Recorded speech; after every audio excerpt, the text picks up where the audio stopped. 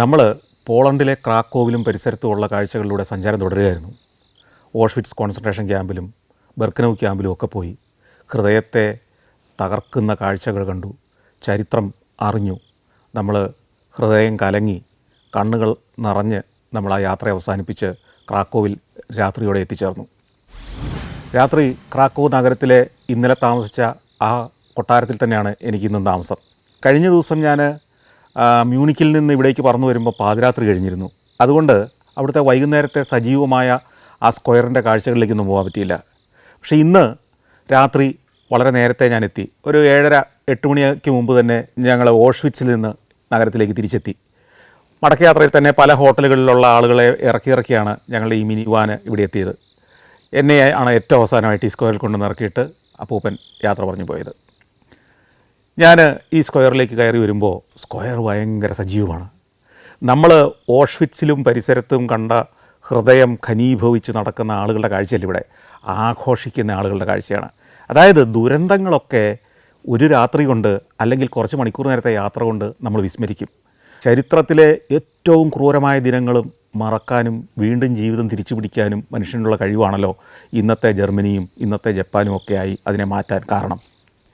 ഞാൻ ഈ സ്ക്വയറിലൂടെ നടന്നു. മനോഹരമായ സ്ക്വയർ, രാത്രി ലൈറ്റപ്പ് ചെയ്തിരിക്കുന്നു. ഞാൻ പറഞ്ഞ ആ ക്രാക്കോവിൻ്റെ ടൗൺ സ്ക്വയർ, കല്ല് വിരിച്ച മുറ്റം, കുതിരവണ്ടികളുടെ കുളമ്പടി ശബ്ദം. ഞാൻ ഒരു റെസ്റ്റോറൻറ്റിൽ പോയി ഭക്ഷണം കഴിക്കാൻ ഞാൻ വരുന്നു. നല്ല തണുപ്പുള്ള സമയമാണ്. അതുകൊണ്ട് തന്നെ അവിടെ കത്തിച്ച് വെച്ചിരിക്കുന്ന വലിയ സ്റ്റൗകളുണ്ട്. സ്റ്റൗ എന്ന് പറഞ്ഞാൽ ഫ്ലെയിമുകളാണ്. അപ്പോൾ അതിൻ്റെ ചുറ്റുമാണ് ആളുകൾക്ക് ഇരിക്കാൻ ഏറ്റവും ഇഷ്ടം. ഇത് പുറത്താണ്, റെസ്റ്റോറൻറ്റിനകത്തല്ല. എല്ലാവർക്കും പുറത്തിരിക്കുന്നത് ഇഷ്ടം. തണുപ്പാണെങ്കിലും പുറത്തിരുന്ന് ഈ ഫ്ലെയിമിൻ്റെ ഈ ചൂട് പകരുന്ന ഈ സ്റ്റൗവിൻ്റെ അടുത്ത് പോയിരുന്നിട്ട് ഭക്ഷണം ഓർഡർ ചെയ്യും. ചിലർ ഈ കൊടും തണുപ്പിലും ബീറൊക്കെ കഴിക്കുന്നുണ്ട്, ചിലർ വൈൻ കഴിക്കുന്നു. അങ്ങനെ കുറേ സമയം ഈ കാഴ്ചകൾ പകർത്തിയും കാഴ്ചകൾ കണ്ടുമൊക്കെ ഞാനും അതിലൂടെ നടന്നു. പിന്നെ ഞാൻ എൻ്റെ ഹോട്ടൽ മുറിയിലേക്ക് പോയി. കാരണം എനിക്ക് പാതിരാത്രി കഴിഞ്ഞ് ഉടനെ തന്നെ എനിക്ക് ഇവിടുന്ന് ചെക്കൗട്ട് ചെയ്യണം. ഇനി സുഖമായി കിടന്നുറങ്ങി നാളെ പുലരുന്നത് വരെ ഉറങ്ങാനുള്ള സമയമില്ല. മുറി പോയി ഒന്ന് ചെറുതായിട്ടൊന്ന് മയങ്ങി എനിക്കൊരു 1 മണിയാകുമ്പോൾ ഉണർന്നെഴുന്നേൽക്കണം, റെഡിയാവണം. ഞാൻ ഈ ഹോട്ടലിലെ റിസപ്ഷനിലെ പെൺകുട്ടിയോട് നേരത്തെ തന്നെ ചെന്ന് പറഞ്ഞിരുന്നു, എനിക്ക് രാത്രി 2 മണിയാകുമ്പോൾ എയർപോർട്ടിലേക്ക് പോകണം. അപ്പോൾ എത്ര സമയം എടുക്കും എയർപോർട്ടിൽ ചെല്ലാൻ? അപ്പോൾ അവർ പറഞ്ഞു പരമാവധി ഒരു 35 മിനിറ്റ്. ഓക്കെ, അപ്പോൾ അതിനെനിക്കൊരു ടാക്സി വേണം. അപ്പോൾ അവർ പറഞ്ഞു ടാക്സി സ്ക്വയറിലേക്ക് വരില്ല, അറിയാമല്ലോ. ടാക്സി ഈ സ്ക്വയറിലേക്ക് വരുന്ന സ്ട്രീറ്റിൻ്റെ അങ്ങേറ്റത്ത് വന്ന് നിൽക്കുകയുള്ളൂ. അപ്പോൾ ഇവിടുന്ന് ഏതാണ്ടൊരു 300-400 മീറ്റർ നമ്മൾ നടക്കണം. എനിക്കൊരു ടാക്സി ഡ്രൈവറുടെ നമ്പർ തന്നു. നിങ്ങൾക്ക് സംശയം ഉണ്ടെങ്കിൽ ഇദ്ദേഹത്തെ വിളിച്ചാൽ മതി. കറക്റ്റ് 2 മണിയാകുമ്പോൾ അദ്ദേഹം ഈ സ്ക്വയറിലേക്ക് വരുന്ന സ്ട്രീറ്റിൻ്റെ അങ്ങേയറ്റത്ത് വാഹനങ്ങൾ അനുവദിക്കുന്ന ഭാഗത്ത് വന്ന് പാർക്ക് ചെയ്തിട്ടുണ്ടാവും. നിങ്ങളവിടെ ചെന്നാൽ മതി. അപ്പോൾ പൈസയൊക്കെ ഞാൻ ഓൺലൈനിൽ പേ ചെയ്തിരിക്കുന്നതാണ്, നേരത്തെ ഉള്ളതായതുകൊണ്ട് സെറ്റിൽ ചെയ്യാനൊന്നുമില്ല. പ്രത്യേകിച്ച് അവിടെ മിനി ബാറോ അങ്ങനെയുള്ള ഫുഡോ ഒന്നും അവിടെ റൂമിൽ നമുക്ക് വെച്ചിട്ടില്ല. സാധാരണ നമുക്കറിയാം സ്റ്റാർ ഹോട്ടലുകളിലും നല്ല ഹോട്ടലുകളിലൊക്കെ സ്നാക്സും അത്യാവശ്യം ജ്യൂസ്, കുടിക്കാനുള്ള വെള്ളം, ഇതൊക്കെ കാശ് കൊടുത്തെടുക്കാവുന്ന പോലെ ഒരു ഫ്രിഡ്ജ് അവിടെ ഉണ്ടാവും. ഈ ഫ്രിഡ്ജിനകത്ത് വെച്ചിട്ടുണ്ടാവും. അപൂർവം ചില രാജ്യങ്ങളിലൊക്കെ മദ്യം അതിനകത്തുണ്ടാവും, ചിലതിൽ ബിയർ ഉണ്ടാവും. എന്നാൽ ഇപ്പോൾ അങ്ങനെ മദ്യമൊന്നും ഇപ്പോഴത്തെ സ്റ്റാർ ഹോട്ടലുകളിൽ പോലും വെക്കുന്ന ഒരു ശീലമില്ല. കാരണം അവിടെ റെസ്റ്റോറൻ്റ് ഉണ്ട്, അല്ലെങ്കിൽ വിളിച്ച് പറഞ്ഞു കഴിഞ്ഞാൽ സാധനം ഇവിടെ ഡെലിവറി ചെയ്യും.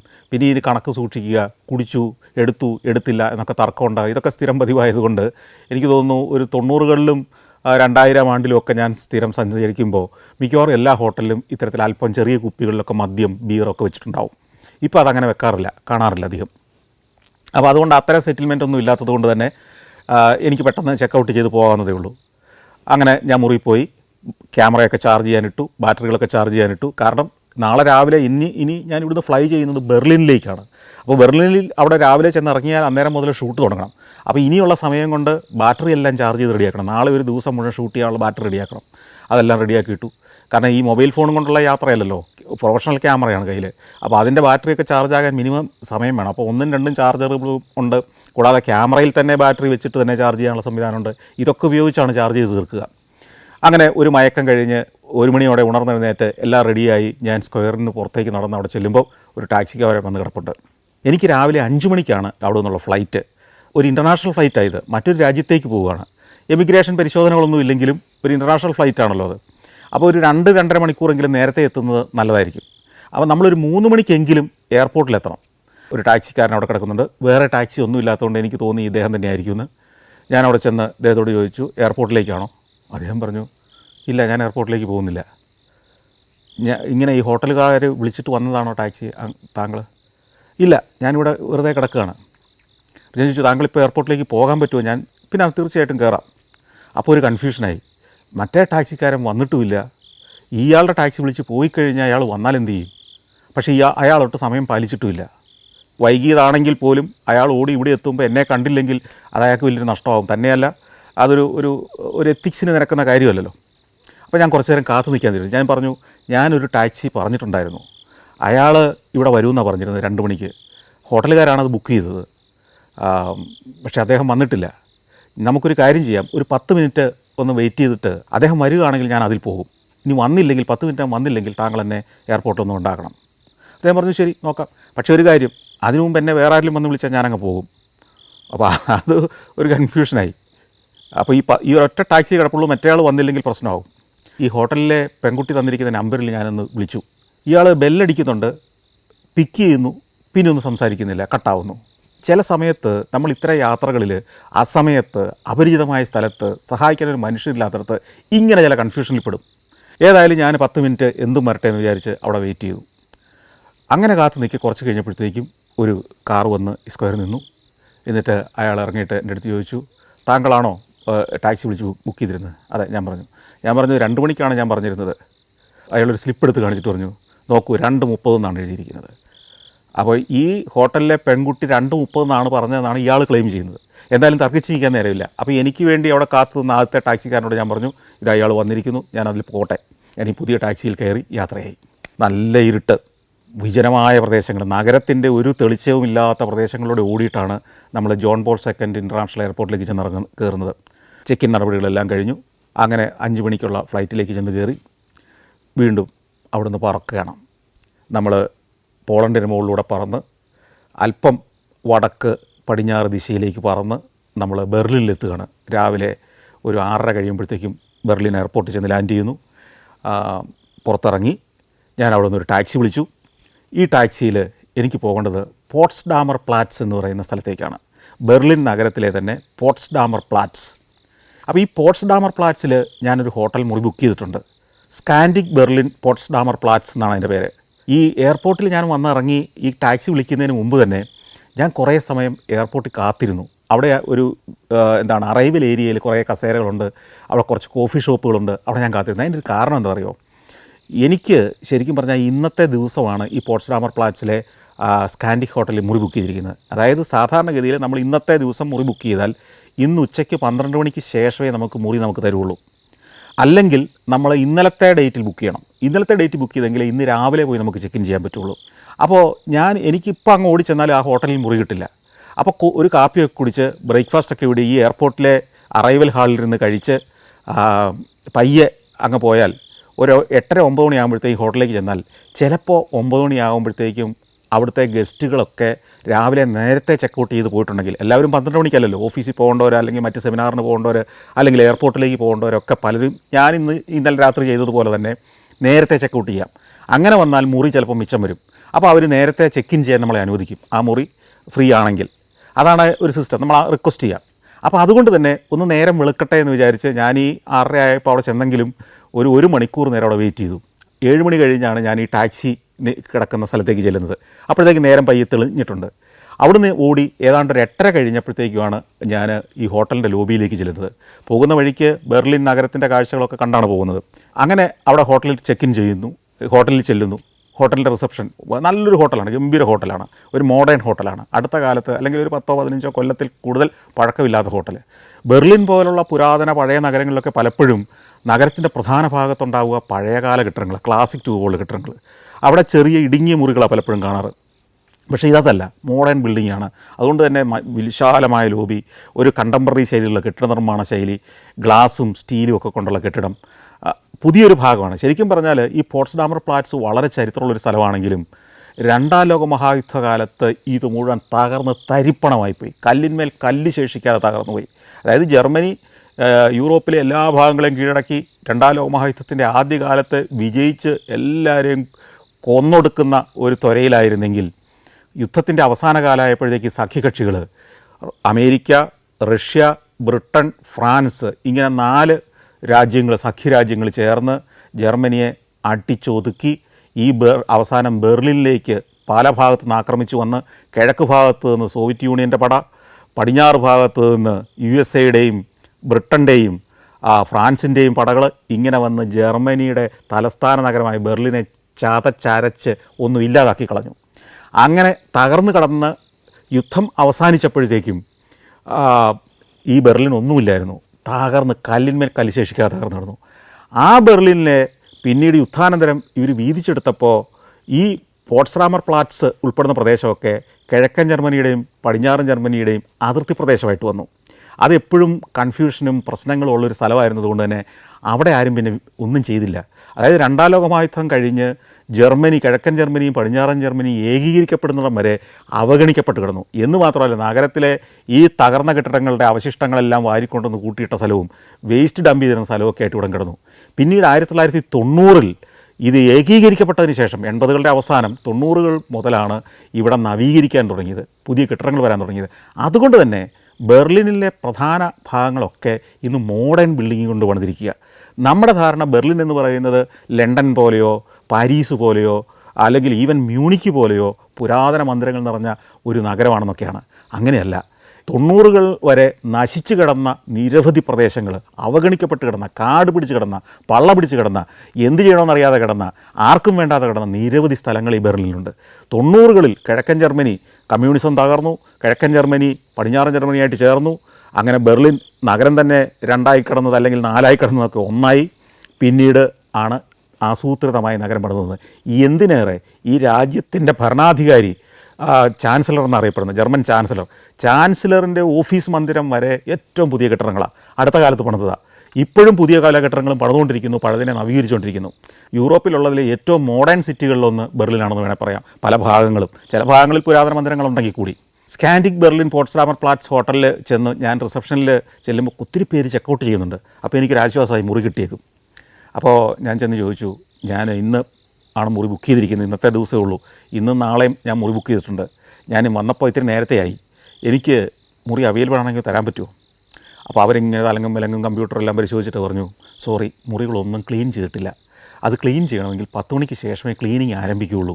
അതുമാത്രമല്ല, അത് ഒരു 11:30-12 മണി കഴിയാതെ ഞങ്ങൾക്ക് കൊടുക്കാൻ സിസ്റ്റം അനുവദിക്കുന്നില്ല, കാരണം എല്ലാം കമ്പ്യൂട്ടറൈസ്ഡാണ്, അതിന് ശേഷമേ ചെക്ക് ഇൻ പ്രോസസ്സ് ഇവിടെ നടക്കൂ, അങ്ങനെയാണ് ഞങ്ങളുടെ സിസ്റ്റം ശരിയാക്കി വെച്ചിരിക്കുന്നത്.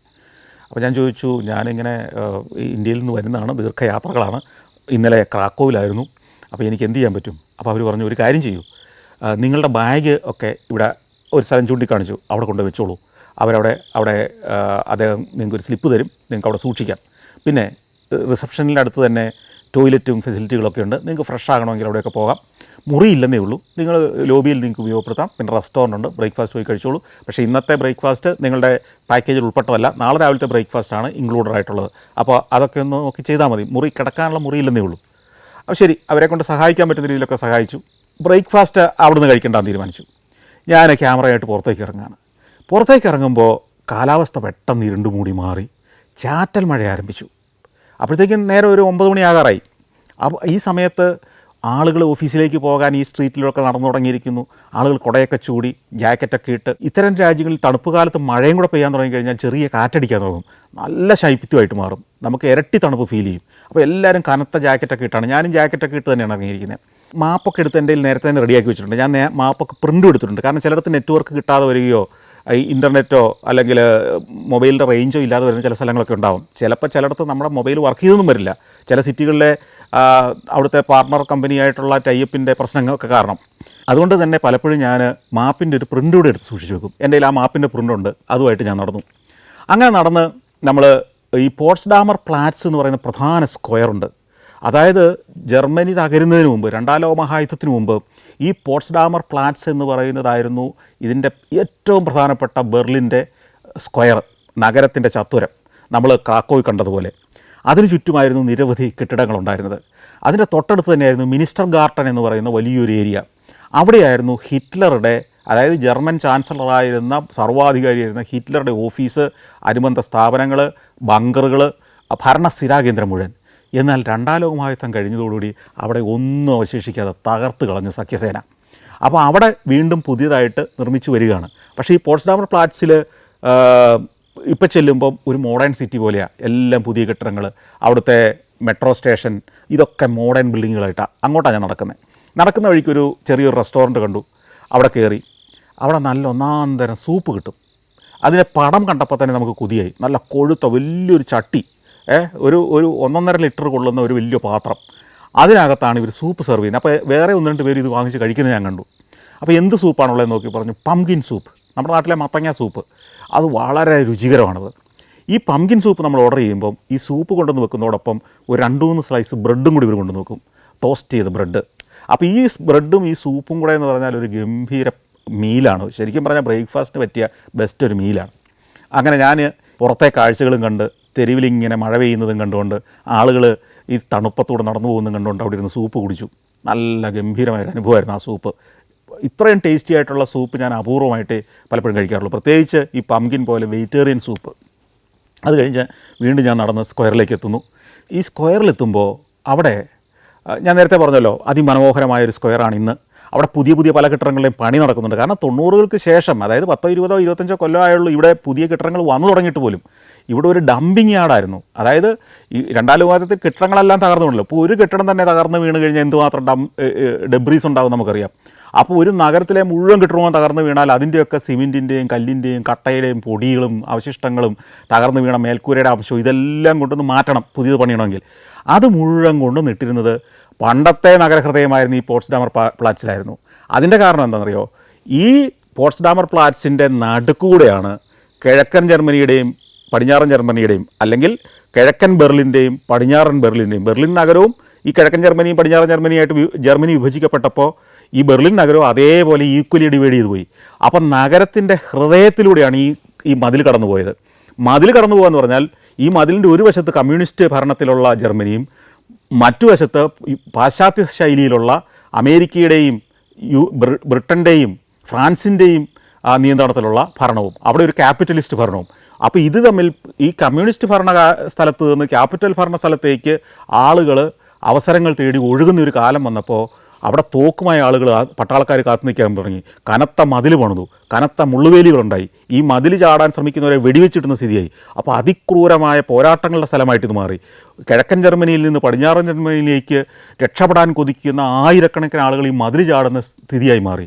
അവരെ എല്ലാം വെടിവെച്ച് കൊല്ലുന്ന സ്ഥിതിയായി. അങ്ങനെ ഒരു സംഘർഷത്തിന് ഭൂമിയായി മാറിയപ്പോൾ ഈ പോട്സ്ഡാമർ പ്ലാറ്റ്സ് നടുക്കൂടെ മതിലും 2 വശത്തും പട്ടാളത്തിൻ്റെ കാവലുമുള്ള ഒരു പ്രദേശമായി മാറി. ഒരു ഭാഗം മുഴുവൻ ഡംപിങ് യാർഡുകളായി. അവഗണിക്കപ്പെട്ട, ചരിത്രത്തിൽ പ്രതാപത്തോടെ നിന്നൊരു നഗരഭാഗം ഒന്നുമല്ലാത്തൊരു സ്ഥലമായി മാറി. പിന്നീട് നഗരം, ഈ പറഞ്ഞ ജർമ്മനി ഏകീകരിക്കപ്പെട്ടു, മതിൽ പൊളിച്ചു മാറ്റി.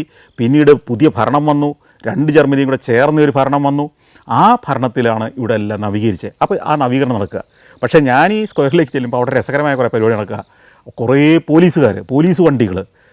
എന്താ പ്രശ്നം അറിയോ, ഈ കഴിഞ്ഞ 2-3 ദിവസമായിട്ട് അവിടെ ഒരു പ്രൊട്ടസ്റ്റ് നടക്കുകയാണ്. പ്രൊട്ടസ്റ്റ് എന്ന് പറഞ്ഞാൽ രാഷ്ട്രീയ പ്രൊട്ടസ്റ്റ് ഒന്നുമല്ല, പ്രകൃതി സ്നേഹികളുടെ പ്രൊട്ടസ്റ്റാണ്. അവർ ഈ ചാൻസലറുടെ പാലസ് ഉണ്ടല്ലോ, ഇപ്പോൾ പുതുതായിട്ട് പണിതിരിക്കുന്ന ചാൻസലറുടെ ഓഫീസ്, ചാൻസലർ എന്ന് പറഞ്ഞാൽ നമ്മുടെ പ്രൈം മിനിസ്റ്ററുടെ പദവിയാണ്, അവിടെ ചാൻസലർ എന്നാണ് അറിയപ്പെടുന്നത്. ആ ചാൻസലറുടെ ഓഫീസിൻ്റെ മുമ്പിൽ വലിയൊരു ഗാർഡനുണ്ട്, ഒരു പാർക്കുണ്ട്, ഉദ്യാനമാണ്, അതിവിശാലമായ പാർക്കാണ്. അതിനകത്ത് മുഴുവൻ അവർ ടെൻ്റ് അടിച്ച് താമസിച്ചിരിക്കുകയാണ് 3 ദിവസമായിട്ട്. എന്നിട്ട് ഇവരുടെ പരിപാടി എന്തറിയോ, നമ്മുടെ നാട്ടിലെ പോലെ ധർണ, സമരം, മുദ്രാവാക്യം വിളി ഇതൊന്നുമല്ല. കലാപരിപാടികൾ അവതരിപ്പിക്കുക, വ്യത്യസ്തമായ പരിപാടികൾ അവതരിപ്പിച്ച് പൊതുജനത്തെയും ഭരിക്കുന്നവരെയും ഒക്കെ, മാധ്യമങ്ങളെയും ലോകത്തിൻ്റെ പല ഭാഗത്തു വരുന്ന ടൂറിസ്റ്റുകളെയും ഒക്കെ ഇവരുടെ പ്രതിഷേധത്തിൻ്റെ മെസ്സേജ് എത്തിക്കുക. എക്സ്റ്റിങ്ഷൻ റിബല്യൻ എന്നാണ് ഈ സംഘടനയുടെ പേര്. XR എന്നാണ് ഷോർട്ട് ഫോമിൽ അറിയപ്പെടുന്നത്. ഈ പോട്സ്ഡാമർ പ്ലാറ്റ്സിൽ വിചിത്രമായ ചില സാധനങ്ങൾ ഉണ്ടാക്കി വെച്ചിട്ടുണ്ട്, ചില കലാരൂപങ്ങൾ. അതിൽ ഒരു കലാകാരൻ ഇന്നലെ രാത്രി മുതൽ അതിനകത്ത് കയറി ചുരുണ്ടുകൂടി സ്ലീപ്പിംഗ് ബാഗ് ഇട്ട് കിടന്നുറങ്ങുകയാണ്. നഗരത്തിൻ്റെ ഈ സ്ക്വയറിൻ്റെ ഒത്ത മധ്യത്തിലാണിത് ഉണ്ടാക്കി വെച്ചിരിക്കുന്നതും. അതിനകത്ത് ആശം കയറി കിടക്കുകയാണ്. രാത്രിയിൽ എപ്പോഴും കയറി കിടന്നതാണ്. പോലീസിന് ഇത് വലിയ ബാധ്യതയായി. ഇയാളെ ഒന്ന് എടുത്തുകൊണ്ട് പോകണം അവിടുന്ന്. സ്ക്വയറിൻ്റെ നടുക്കാണ് ഈ വെച്ചിരിക്കുന്നത്. അപ്പോൾ ഇവരുടെ പ്രവർത്തകർ പ്ലക്കാർഡും ഒക്കെ ആയിട്ട് ചുറ്റും നടക്കുന്നുണ്ട്, പലവിധ പ്രവർത്തനങ്ങൾ അവിടെ നടക്കുന്നുണ്ട്. അങ്ങനെ ഈ പോലീസുകാരും നമ്മുടെ അവിടുത്തെ പോലെ അങ്ങ് വാരി എടുത്തുകൊണ്ട് പോകുമല്ല. ഞാൻ കുറേ നേരം ഇത് കണ്ടു നിൽക്കുക. അപ്പോൾ കാണാൻ കുറേ ആളുകൾ ചുറ്റും കൂടിയിട്ടുണ്ട്, എന്താണ് ഈ പോലീസ് ചെയ്യാൻ പോകുന്നതെന്ന്. അങ്ങനെ നിൽക്കുമ്പോൾ കുറച്ച് പോലീസുകാർ ഇയാൾ ഈ പണിത് വെച്ചിരിക്കുന്ന ഒരു കലാരൂപം പോലെ ഇത്തിരി ഉയരത്തിലാണ്, അതിൻ്റെ മുകളിലേക്ക് ഗോവണി വെച്ച് കയറി ചെല്ലുന്നു. എന്നിട്ട് ഇയാളുമായിട്ട് സംസാരിക്കുന്നു. ഇയാളെ അവിടെ നിന്ന് ഇറക്കണം, നെഗോഷിയേറ്റ് ചെയ്യണം. എങ്ങനെ സംസാരിച്ചുകൊണ്ടിരിക്കും, കുറേ നേരം സംസാരിച്ച് ഒടുവിൽ ഇയാൾ ബാഗൊക്കെ മാരി കെട്ടി അവിടെ നിന്ന് ഇറങ്ങുന്നു. എന്നിട്ട് ഉടനെ പോലീസ് വന്ന് ഈ സാധനങ്ങൾ എടുത്ത് മാറ്റുന്നു. ഇവൻ വിജയിച്ച പോലെ, അവൻ്റെ ലക്ഷ്യം സാധിച്ചതുപോലെ നടന്നു പോകുന്നു. ഇങ്ങനെ ഈ കാഴ്ചകളെല്ലാം കണ്ട് കുറച്ചുകൂടെ മുന്നോട്ട് നടക്കുമ്പോൾ അവിടെ ഗ്രാനൈറ്റ് ബ്ലോക്കുകൾ അടുക്കി വെച്ചതുപോലെ ഒരു സ്ഥലത്തേക്ക് ചെല്ലുകയാണ്. അതൊരു മെമ്മോറിയലാണ്. ശരിക്കും അത് പണിതിരിക്കുന്ന സ്ഥലത്തായിരുന്നു ഹിറ്റ്ലറുടെ ഓഫീസ്, ചാൻസലറി ഉണ്ടായിരുന്നത്. തേർഡ് റീഹ്, മൂന്നാം ജർമ്മൻ സാമ്രാജ്യപിതാവ് ഉണ്ടാകാൻ പോകുന്നു. അതിൻ്റെ ഏറ്റവും വലിയ ഭരണാധികാരിയായി, ലോകത്തെ ഏറ്റവും വലിയ ശക്തിയായി മൂന്നാം ജർമ്മൻ സാമ്രാജ്യം ഉണ്ടാകുമ്പോൾ അതിൻ്റെ ഭരണസിരാ കേന്ദ്രം ഇവിടെ ആയിരിക്കണമെന്ന മട്ടിൽ ഏറ്റവും മികച്ച ആർക്കിടെക്റ്റുകളെ കൊണ്ട് ഡിസൈൻ ചെയ്ത് ചാൻസലറി, ഫ്യൂറർക്ക് വേണ്ട, ഫ്യൂറർ എന്ന് പറഞ്ഞാൽ ലീഡർ, ഭരണാധികാരി, ഫ്യൂറർക്ക് വേണ്ട ഓഫീസ് സമുച്ചയവും താമസയിടങ്ങളും അദ്ദേഹത്തിൻ്റെ ബങ്കറും എല്ലാം ചേർന്ന വമ്പനൊരു കോംപ്ലക്സ് ആയിരുന്നത്. അത് അതിഗംഭീരമായൊരു കെട്ടിട കോംപ്ലക്സ് ആയിരുന്നു. അവിടെ ഇരുന്നാണ് ജർമ്മനി ഈ ലോകം മുഴുവൻ കീഴടക്കാൻ വേണ്ടി ഹിറ്റ്ലർ തന്ത്രങ്ങൾ ആവിഷ്കരിച്ചത്, യുദ്ധം നയിച്ചത്. അതെല്ലാം രണ്ടാം ലോക മഹായുദ്ധത്തിൻ്റെ അവസാന കാലപ്പോഴത്തേക്കും ബോംബിട്ട് തകർന്ന് തരിപ്പണമായിപ്പോയി. പക്ഷേ അതിനുശേഷം പിന്നീട് ഈ ജർമ്മനി തന്നെ വിഭജിക്കപ്പെട്ടു പോയി കഴിഞ്ഞപ്പോൾ എല്ലാവരും അതിനെ അവഗണിച്ചു. പിന്നീട് ഏകീകരണത്തിന് ശേഷവും ഹിറ്റ്ലർ എന്ന വാക്ക് പോലും ജർമ്മനിക്കാർ വെറുത്തു. ഹിറ്റ്ലറുമായിട്ട് ബന്ധമുള്ള എന്തും വിസ്മരിക്കാൻ അവർ മനഃപൂർവ്വം ശ്രമിച്ചു. ഹിറ്റ്ലറുടെ ബങ്കറിരുന്ന സ്ഥലം, ഹിറ്റ്ലറുടെ ഭരണ സ്ഥിരാകേന്ദ്രം ഇരുന്ന സ്ഥലം, ഹിറ്റ്ലറുടെ ഓഫീസ് ഇരുന്ന സ്ഥലം എല്ലാം ഇവർ അവഗണിച്ചു. അവിടെ ഒന്നും അദ്ദേഹത്തെ സ്മരിക്കുന്നതായിട്ട് ഉണ്ടാകരുത് എന്നവർ നിശ്ചയിച്ചു. അതുകൊണ്ട് തന്നെ അവിടെ അവശേഷിച്ചത് തന്നെ അവിടെ നിന്നെല്ലാം ക്ലിയർ ചെയ്ത് കളഞ്ഞു. ഇപ്പോൾ കുറേ ഭാഗം കുറച്ചൊരു ഒഴിഞ്ഞ സ്ഥലം പോലെയും വേറെ കുറേ ഭാഗത്ത് ഈ പറഞ്ഞ കോൺക്രീറ്റ് ബ്ലോക്കുകൾ കൊണ്ടൊരു സ്മാരകവും പണിതിരിക്കുകയാണ്. ജർമ്മനിയിൽ അല്ലെങ്കിൽ യൂറോപ്പിലാകമാനം കൊല്ലപ്പെട്ട 70 ലക്ഷത്തോളം ജൂതന്മാർക്കുള്ളൊരു സ്മാരകമാണ് അത് പണിതിരിക്കുന്നത്. അത് പണിതത് പോലും 2005 കാലഘട്ടത്തിലാണ്, അതായത് ഈ അടുത്ത കാലത്ത്. അതുവരെ യുദ്ധത്തിന് ശേഷം 10-70 കൊല്ലം ഒരാൾക്കും വേണ്ടാതെ അവഗണിക്കപ്പെട്ട് കിടന്നൊരു സ്ഥലമാണത്. ഇതൊക്കെ ജർമ്മനിയുടെ തലസ്ഥാനമായ ബെർലിനിൽ ഈ 2005 വരെ നടന്ന കാര്യങ്ങളാണ് ഞാനീ പറയുന്നത്. അപ്പോൾ ജർമ്മനിയുടെ ബെർലിൻ ഈ നമ്മൾ 60-കളിലും 70-കളിലും 80-കളിലും ഒക്കെ അവിടെയെല്ലാം വീണ്ടും യുദ്ധത്തിന് ശേഷം തഴച്ചു വളർന്നെന്ന് പറയുമ്പോൾ അതൊന്നും ബെർലിനിൽ നടന്നിട്ടില്ല. ബെർലിൻ അപ്പോഴും കിഴക്കൻ ബെർലിനും പടിഞ്ഞാറൻ ബെർലിനും പറഞ്ഞ് അടിച്ചുകൊണ്ടിരിക്കുകയായിരുന്നു, വേർതിരിക്കപ്പെട്ടിരിക്കുകയായിരുന്നു. പല നഗരഭാഗങ്ങളും കാട് പിടിച്ച് കിടക്കുകയായിരുന്നു. എല്ലാം 90-കൾക്ക് ശേഷമാണ് ബെർലിൻ്റെ ഇന്ന് കാണുന്ന രൂപത്തിലേക്ക് മാറി എന്നുള്ളത് നമുക്ക് പലപ്പോഴും അവിടെ ചെന്ന് ഈ ചരിത്രം പഠിക്കുമ്പോൾ മാത്രമാണ് മനസ്സിലാകുക.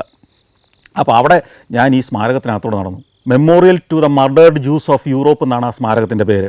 അതിനകത്തോടെ നമുക്ക് നടക്കാം. അതായത് നല്ല ലൈൻ ഒപ്പിച്ച് ഒരു 4 ഏക്കർ സ്ഥലത്ത് 2000 ചില്ലുകാനം കോൺക്രീറ്റ് ബ്ലോക്കുകൾ പണിത് വെച്ചാൽ എങ്ങനെ ഉണ്ടാകും? ഒരു ബ്ലോക്കിന് ഒരു ശവപ്പെട്ടിയുടെ വലിപ്പം, അല്ലെങ്കിൽ ഒരു കല്ലറയുടെ സെമിത്തേരി ഉണ്ടല്ലോ, ഭൂമിക്കടിയിലേക്ക് പണിയുന്ന സെമിത്തേരി, അത് മുകളിലേക്ക് പണിത് വെച്ചാൽ എങ്ങനെ ഇരിക്കും? അങ്ങനെയാണ്.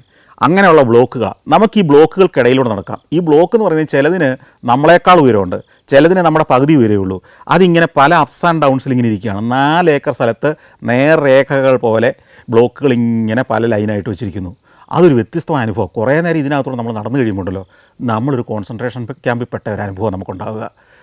അതിബൃഹത്തായൊരു നിർമ്മിതി. അത് 4000-ഓളം ബ്ലോക്കുകളുള്ള ഒരു കോംപ്ലക്സ് ആക്കി മാറ്റാനായിരുന്നു അതിൻ്റെ ആർക്കിടെക്ട് ഡിസൈൻ ചെയ്യുന്നത്. പക്ഷേ പിന്നീട് ജർമ്മൻ ഗവൺമെൻറ് ഇടപെട്ട് അതിൻ്റെ എണ്ണം കുറച്ചു. കാരണം ഇതിനകത്തൂടെ വീൽ ചെയറിലും ആളുകൾക്ക് പോകാനുള്ള വീതി കൊടുക്കണം ഓരോ ബ്ലോക്കിനും ഇടയ്ക്കൂടെ എന്ന് പറഞ്ഞ് അങ്ങനെ ആ സ്പേസ് ഇട്ട് കഴിഞ്ഞപ്പം 2500-ഓളം ഇത്തരം കോൺക്രീറ്റ് ബ്ലോക്കുകളുള്ളത്. കോൺക്രീറ്റ് എന്ന് പറഞ്ഞാൽ അതേ ഗ്രാനൈറ്റൊക്കെ പൊതിഞ്ഞിട്ട് മനോഹരമായിട്ടാണ് വെച്ചിരിക്കുന്നത്. അതായത് സ്മാരകങ്ങൾ പണിയുമ്പോൾ മനുഷ്യനെ ഫീൽ ചെയ്യിക്കുന്ന, മനുഷ്യനെ ആ വികാര തീവ്രതയിലേക്ക് കൊണ്ടുപോകുന്ന രീതിയിൽ എങ്ങനെ സ്മാരകങ്ങൾ പണിയാന്നുള്ള ഇത്തരം നാടുകൾ ചെല്ലുമ്പോഴാണ് നമുക്ക് മനസ്സിലാകുക. ബ്രില്യൻ്റായ ഇൻ്റലിജൻ്റായ ആർക്കിടെക്ട്സ്, ഡിസൈനേഴ്സ്, കലാകാരന്മാർ ചേർത്തൊരു സാധനം ഉണ്ടാക്കുമ്പോൾ അങ്ങനെ വരുള്ളൂ. പലപ്പോഴും നമ്മുടെ നാട്ടിൽ ഈ സ്മാരകങ്ങൾ പണിയുമ്പം ഒരു കൺവെൻഷണൽ രീതിയിൽ ഒരു പ്രതിമ സ്ഥാപിക്കുക, അല്ലെങ്കിൽ എന്തെങ്കിലും ഒരു സ്തൂപം സ്ഥാപിക്കുക. അത് പഴയ സോവിയറ്റ് യൂണിയനിൽ നിന്ന് കണ്ടിട്ടുള്ളൊരു പടം വെച്ചിട്ടോ, ചൈനയിൽ നിന്ന് കണ്ടിട്ടുള്ളൊരു പടം വെച്ചിട്ടോ, ഫ്രാൻസിലെ ഒരു പടം വെച്ചിട്ടോ ഒരു സ്തൂപം സ്ഥാപിക്കുക. വ്യത്യസ്തമായി അതിലൂടെ സഞ്ചരിക്കുന്ന ഒരാളിലേക്ക് ആ കാലഘട്ടത്തിൻ്റെ തീവ്രത മുഴുവൻ പ്രതിഫലിപ്പിക്കാൻ കഴിയുന്ന രീതിയിലേക്ക് ഒരു സ്മാരകം ഉണ്ടാക്കുക. അതിനകത്തൂടെയൊക്കെ ഞാൻ നടന്നു. അവിടെ നടന്ന് അപ്പോഴെല്ലാം ഈ ചാറ്റൽ മഴയുണ്ട്. ഞാൻ ഈ കുടയും ചൂടിക്കൊണ്ടായി ഷൂട്ട് ചെയ്യുന്നത്. വീണ്ടും ആ സ്ട്രീറ്റിലൂടെ മുന്നോട്ട് നടന്ന് നമ്മൾ എത്തുന്നത് ബെർലിൻ എന്ന് പറയുമ്പോൾ നമ്മുടെ മനസ്സിലേക്ക്, നമ്മുടെ എന്ന് പറഞ്ഞാൽ ബെർലിനെക്കുറിച്ച് ആരെങ്കിലും പഠിച്ചിട്ടുണ്ടെങ്കിൽ, ബെർലിൻ്റെ എന്തെങ്കിലും ദൃശ്യങ്ങൾ കണ്ടിട്ടുണ്ടെങ്കിൽ മനസ്സിലുള്ള വമ്പനൊരു ഗേറ്റുണ്ട്, വലിയൊരു കവാടം, ഒരു 8 നില കെട്ടിടത്തിൻ്റെ ഉയരമുള്ള വലിയൊരു കവാടം. ബ്രാൻഡൻബർഗ് ഗേറ്റ് എന്നാണ് അതറിയപ്പെടുന്നത്. അതായിരുന്നു ബെർലിൻ്റെ ചരിത്രം. 1800-കളുടെ ആദ്യകാലങ്ങളിൽ പണിത ഒരു ഗേറ്റാണത്. ബെർലിൻ വിഭജിക്കപ്പെട്ടപ്പോൾ ഈ ബ്രാൻഡൻബർഗ് ഗേറ്റ് ഒരതിർത്തിയായി മാറി. അതായത് ആ അതിർത്തിയിൽ നിന്ന് നമ്മൾ അപ്പുറത്തോട്ട് കടന്നാൽ കിഴക്കൻ ജർമ്മനിയിലേക്കും, ഈ ബ്രാൻഡൻബർഗ് ഗേറ്റിൻ്റെ ഇപ്പുറത്തോട്ട് കടന്നാൽ പടിഞ്ഞാറൻ ജർമ്മനി ആയതുകൊണ്ട് അത് സ്ഥിരമായി അടഞ്ഞു കിടന്നു. കാരണം അത് തുറക്കാൻ പറ്റില്ല. രണ്ട് രാജ്യങ്ങളുടെ അതിർത്തിയാണ്, പ്രത്യേകിച്ച് പ്രശ്നത്തിൽ നിൽക്കുന്ന രണ്ട് രാജ്യങ്ങൾ, പ്രത്യേകിച്ച് ആളുകൾ നാടുവിട്ട് ഒഴുകാൻ കാത്തു നിൽക്കുന്ന ഒരു രാജ്യവും ആളുകളെ സ്വീകരിക്കാൻ കാത്തിരിക്കുന്ന ഒരു രാജ്യവും, എന്താണ് ക്യാപിറ്റലിസവും കമ്മ്യൂണിസവും തമ്മിലുള്ള ആ ശീതയുദ്ധത്തിൻ്റെ എല്ലാ ടെൻഷനും നിൽക്കുന്ന കാലം. അതുകൊണ്ട് തന്നെ അത് അടഞ്ഞു കിടന്നു മാത്രമല്ല അവഗണിക്കപ്പെട്ട് കിടന്നു. കമ്പിവേലിയും എല്ലാം വലിച്ചു കെട്ടി ഒരു മനുഷ്യൻ രക്ഷപ്പെടാത്ത രീതിയിൽ പണിതു വെച്ചു. പിന്നീട് 90-കൾക്ക് ശേഷമാണ് വീണ്ടും അതിനെ നവീകരിച്ച് പഴയ പ്രൗഢിയിൽ പുനർനിർമ്മിച്ചത്. അതിൻ്റെ ചുവട്ടിൽ പോയി നിന്ന് അതിൻ്റെ ദൃശ്യങ്ങളെല്ലാം പകർത്തിയെടുത്തു. ഈ ബ്രാൻഡൻബർഗ് ഗേറ്റിനകത്തൂടെ നീണ്ടു കിടക്കുന്ന ഒരു പ്രധാന സ്ട്രീറ്റുണ്ട്. ഈ സ്ട്രീറ്റാണ് ശരിക്കും പറഞ്ഞാൽ ബെർലിനിലെ രാജപാത എന്ന് വേണേൽ പറയാം. അത് നേരെ പോകുന്നത് പഴയ കിഴക്കൻ ജർമ്മനി ആയിരുന്ന പഴയ കിഴക്കൻ ബെർലിനകത്തൂടെ അങ്ങ് പോവുകയാണ്. അതിൻ്റെ നേരെ ഓപ്പോസിറ്റ് സൈഡിലേക്ക് പോകുന്നത് വലിയൊരു ഉദ്യാനത്തിലേക്ക് ചെല്ലുന്നത്. ആ ഉദ്യാനമൊക്കെയുള്ള ഭാഗം പഴയ പടിഞ്ഞാറൻ ബെർലിനായിരുന്നു. അതായത് അമേരിക്കയുടെയും ഫ്രാൻസിൻ്റെയും UK-യുടെയും ഒക്കെ ഭാഗമായി അവരുടെ നിയന്ത്രണത്തിലുണ്ടായിരുന്ന ഭാഗം. അവിടുത്തെ ഷൂട്ട് ചെയ്തു. വീണ്ടും ഞാൻ കുറേ ദൂരം കൂടെ അതിലോട്ട് നടന്ന് ചെല്ലുമ്പോൾ നമ്മൾ മേൽക്കൂരയില്ലാതെ പോയ ഒരു വമ്പൻ കെട്ടിടത്തിന് മുന്നിലേക്കാണ് ചെല്ലുന്നത്. പഴയ പാർലമെൻറ്റ് ഹൗസായിരുന്നത്. ഇപ്പോഴത് പ്രവർത്തിക്കുന്നില്ല. പഴയതെന്ന് പറഞ്ഞാൽ ഹിറ്റ്ലറുടെ കാലത്ത് 1933 വരെ ബെർലിൻ്റെ അല്ലെങ്കിൽ ജർമ്മനിയുടെ പാർലമെൻറ്റ് ഹൗസായിരുന്ന കെട്ടിടം. 1933 ഹിറ്റ്ലറുടെ നാസി പാർട്ടി കത്തിച്ച് കളഞ്ഞ പാർലമെൻറ്റ് മന്ദിരം. കാരണം ഇത് കത്തിച്ചത് ആ നാട്ടിൽ വളർന്നു വന്നിരുന്ന കമ്മ്യൂണിസ്റ്റ് പ്രസ്ഥാനമായിരുന്നെന്നും കമ്മ്യൂണിസ്റ്റുകാരാണെന്നും ആരോപിച്ച് നാസികളാണ് കത്തിച്ച് കളഞ്ഞത്. കമ്മ്യൂണിസ്റ്റുകാരെ ജനം വെറുക്കുന്നതിന് വേണ്ടി, ആ നാട്ടിൽ ഒറ്റപ്പെടുത്തുന്നതിന് വേണ്ടി നാസി പാർട്ടി ചെയ്തൊരു പണിയായിരുന്നു അത്. നാസി പാർട്ടിയുടെ എക്കാലത്തെ ശത്രുക്കൾ കമ്മ്യൂണിസ്റ്റുകാരായിരുന്നു. കാരണം കമ്മ്യൂണിസ്റ്റുകാർ ജർമ്മനിയിൽ അധികാരം പിടിക്കുന്ന ഒരു വക്കിലേക്ക് വരുമ്പോൾ അവരോട് ഫൈറ്റ് ചെയ്താണ്, അവരെ തോൽപ്പിച്ച് അവരെ അട്ടിമറിച്ചാണ് നാസി പാർട്ടി അധികാരത്തിലേക്ക് വരുന്നത്. അതുകൊണ്ട് തന്നെ എങ്ങനെയും അവരെ പരാജയപ്പെടുത്താൻ കുടിലമായ പല തന്ത്രങ്ങൾ ആവിഷ്കരിച്ചതിൽ ഒന്നായിരുന്നു ഈ പാർലമെൻറ്റ് മന്ദിരം കത്തിച്ച് കളഞ്ഞത്.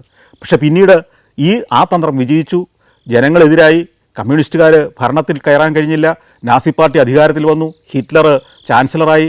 പിന്നീട് പാർലമെൻറ്റിന് ആവശ്യമുണ്ടായില്ലല്ലോ. പാർലമെൻറ്റിൻ്റെ ഒരു പ്രയോജനം അതുകൊണ്ട് തീർന്നു. ഹിറ്റ്ലർ അധികാരത്തിൽ വന്നാൽ പിന്നെ എന്ത് പാർലമെൻറ്റ്? അപ്പോൾ അന്ന് മുതൽ കഷ്ടകാലമായിരുന്നു ഈ പാർലമെൻറ്റിന്. പിന്നീട് എന്തൊക്കെയോ ചെറിയ പട്ടാളത്തിൻ്റെ ഓഫീസൊക്കെ ആയിട്ട് പ്രവർത്തിച്ചു. രണ്ടാം ലോകമഹായുദ്ധകാലത്ത് ഈ ബോംബിങ്ങിൽ ആ കെട്ടിടത്തിൻ്റെ ബാക്കിയുള്ളതും കൂടെ ഏതാണ്ടൊക്കെ തകർന്നു. അത് ആ മട്ടിൽ അങ്ങനെ കിടക്കുകയായിരുന്നു ദീർഘകാലം. അതും ഈ 90-കൾക്ക് ശേഷം ഒന്ന് നവീകരിച്ചു.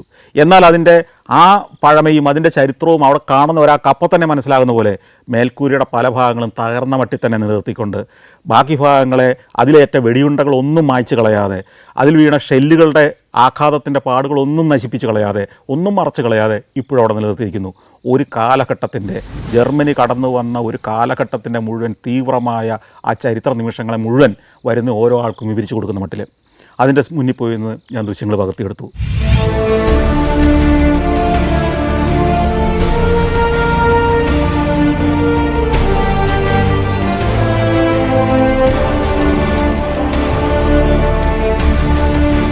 Malaysia, Thailand, Tanzania, China.